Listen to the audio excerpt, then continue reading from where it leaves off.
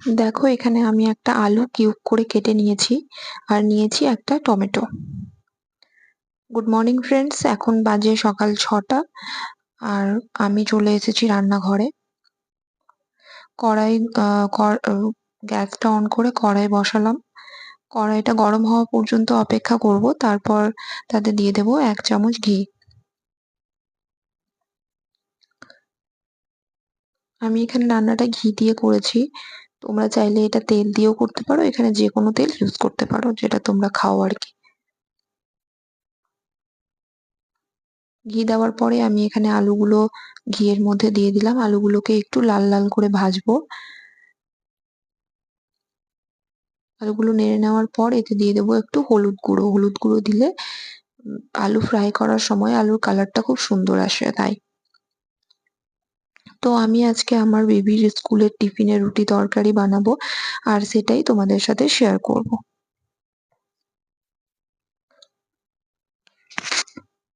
ও এরকম আলু টমেটোর তরকারি টিফিনে খেতে রুটির সাথে বেশ ভালোবাসে, তো সেটাই বানাবো। আমি দেখো বাটিতে অল্প করে আটা নিয়ে নিয়েছি রুটি করার জন্য, আটাটাকে মেখে রাখবো। এদিকে আমার আলুটা ফ্রাই করা হয়ে গেছে, তাই ওতে আমি হাফ টমেটো কেটে কেটে দিয়ে দেবো। কেন কি এখানে আমি একটা আলু ইউজ করেছি, তো আমার হাফ টমেটোতে হয়ে যাবে, ফুল টমেটো আমার লাগবে না। টমেটো গুলো দিয়ে দিলাম, এবার এর মধ্যে পরিমাণ মতো লবণ দিয়ে ঢাকা দিয়ে রান্না হতে দেবো। লবণটা দেওয়ার ফলে টমেটো গুলো সেদ্ধ হয়ে যাবে ভালো করে। তো এখানে আমি ঢাকা দিয়ে দেবো, ঢাকা দিয়ে ওটা রান্না হবে, ভালোভাবে সেদ্ধ হবে। তার মাঝে আমি আটাটা মেখে নেব।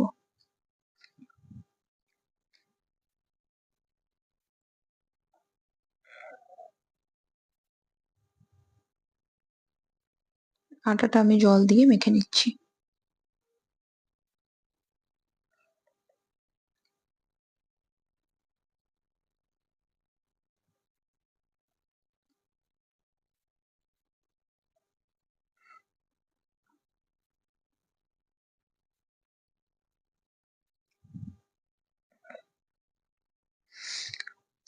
তো দেখো আমার আটাটাও মাখা হয়ে গেছে।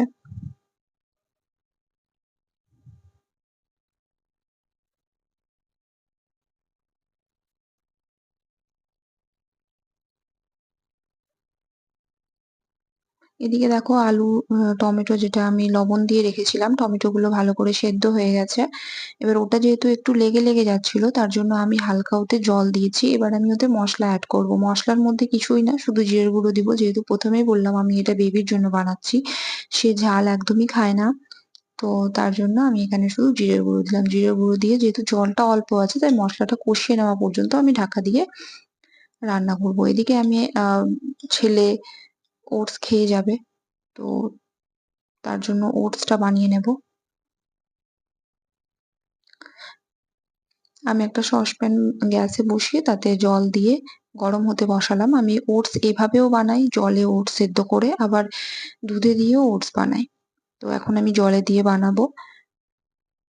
তো আমার দেখো ওটস শেষ হয়ে গেছিল, এখানে আমি ওটসটা ফিল করে নেব কৌটোতে আর ওটসটা বানিয়েও নেব।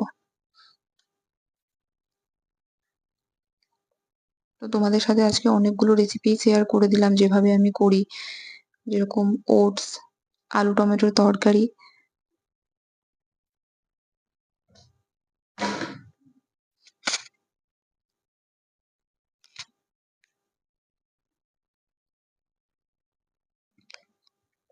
দেখো আমি সসপ্যানে পরিমাণ মতো ওটস দিয়ে দিয়েছি, এবার এটা লো ফ্লেমে আমি সেদ্ধ হতে দিব।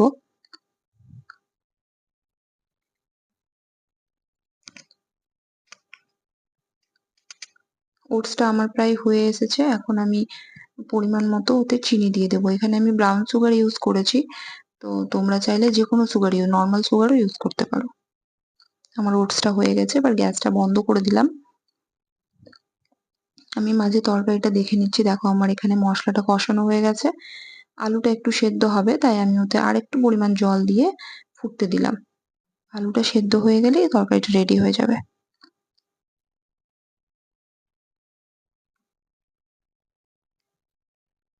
আমি এখানে ওটসটাকে ঠান্ডা করে নেব, যেহেতু যেহেতু ছেলে ওটসটা খাবে এখন, আমি এভাবে বাটিতে জল নিয়ে ওটসটা ঠান্ডা করি। আমার ওটসটা ঠান্ডা করা হয়ে গেছে। এবার আমি ওটা বাটিতে ঢেলে ওকে খেতে দেব। ও এদিকে ওটসটা খাক, ততক্ষণ আমি এখানে তরকারি আর রুটিটা ওর টিফিনের জন্য রেডি করব। দেখো আমি এখানে মাঝে মধ্যে তরকারিটা ঢাকা খুলে দেখে নিচ্ছি যে সেটা হয়েছে কিনা। এখন আমি এর নুনটা টেস্ট করে নেব। টেস্ট করে নিয়ে এতে পরিমাণ মতো আমি স্বাদ মতো একটু চিনি অ্যাড করব। আমি যেকোনো তরকারিতে একটু স্বাদ মতো চিনি অ্যাড করতে ভালোবাসি, কারণ আমার মনে হয় চিনিটা দিলে তরকারির টেস্টটা খুব ভালো ব্যালেন্স হয়। তো তার জন্য খুব অল্প নামমাত্র জাস্ট একটু চিনি দিলাম, আর তাতে অল্প একটু গরম মসলা দিলাম। তো তরকারিটা আমার হয়ে এসছে এবার। এবার দেখো আলুগুলো যেহেতু আমার সেদ্ধ হয়ে গেছে, তো আমি আলুগুলোকে একটু চেপে চেপে খুন্তি দিয়ে একটু চেপে চেপে ম্যাশ করে নেব। এটাতে কি হয়, তরকারির কনসিস্টেন্সিটা একটু ঘন হয়। তো আমার যেহেতু জলটা এখানে বেশ বেশি ছিল, তাই আমি আলুগুলোকে একটু ম্যাশ করে নিলাম আর হাই ফ্লেমে বসিয়েছি। জলটা একটু টেনে গেলেই বন্ধ করে দেবো। তো ওদিকে সেটা হতে থাক, আমি দেখো এখানে গ্যাসটা অন করে তাওয়া বসিয়ে দিলাম রুটির জন্য। এবার রুটি কটা আমি বেলে নেব।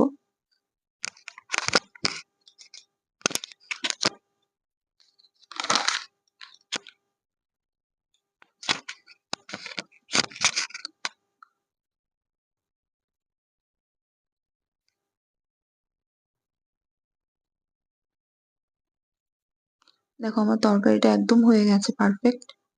জলটা টেনে গেছে, এবার আমি ওটাকে বন্ধ করে ঢাকা দিয়ে রাখলাম। এবার আমি রুটিগুলোকে করে নিচ্ছি।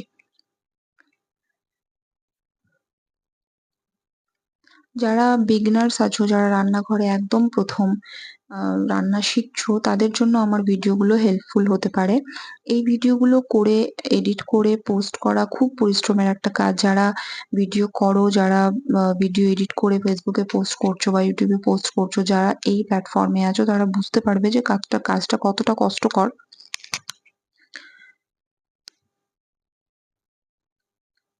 তাই এই পরিশ্রমের ফলটা অবশ্যই তোমাদের কাছ থেকে আশা করি। তোমরা সকলে যারা ভিডিওটা দেখছো, তাদের কাছে একটাই অনুরোধ, আমার চ্যানেলটাকে লাইক করো, শেয়ার করো আর অবশ্যই সাবস্ক্রাইব করতে ভুলো না।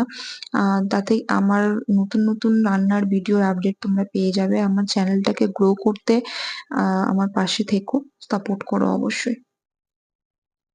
তো দেখো আমি এখানে এক এক করে রুটিগুলো করে নিচ্ছি সবটাই। আমার রুটিগুলো করা হয়ে গেছে। আমি এখানে ছেলের টিফিন বক্সটা রেডি করছি। আমি না ভিডিওটা একটু কেটে কেটে করেছি, এটা বুঝতে পারবে, কারণ না ভিডিওটা যদি একদম টানা করি তাহলে অনেকটা বড় হয়ে যাবে, তখন ওটা বোরিং লাগবে দেখতে। তো তার জন্য আমি একটু কেটে কেটে করেছি। তো এখানে আমার টিফিন বক্সে রুটি দিলাম, তরকারি দেবো, দিয়ে টিফিন বক্সটা আমি প্যাক করে দেবো।